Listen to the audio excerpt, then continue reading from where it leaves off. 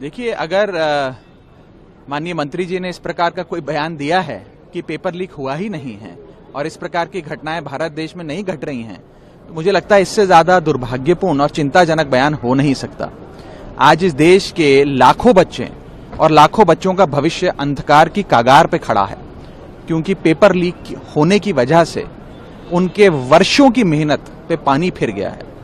जब paper leak होता है तो उस विद्यार्थी का, जिसने महीनों सालों दिन रात परिश्रम करके पढ़ाई कर उस एक दिन की तैयारी करता है अपना भविष्य बनाने के लिए, उसका मन नहीं टूटता, वो इंसान टूट जाता। केवल मनोबल नहीं टूटता, उसका शरीर, मन, तन, धन। आज उस बच्चे को कितनी चोट पहुंची होगी माननीय मंत्री जी का वो बयान सुनकर। और अगर पेपर लीक नहीं हुआ तो फिर सीबीआई जांच किस विषय पे कर रही है? अगर पेपर लीक नहीं हुआ तो सीबीआई गिरफ्तारियां किस विषय पे कर रही है? अगर पेपर लीक नहीं हुआ तो सुप्रीम कोर्ट कौन से विषय का संज्ञान लेकर सरकार से रोज गंभीर सवाल पूछ रहा है?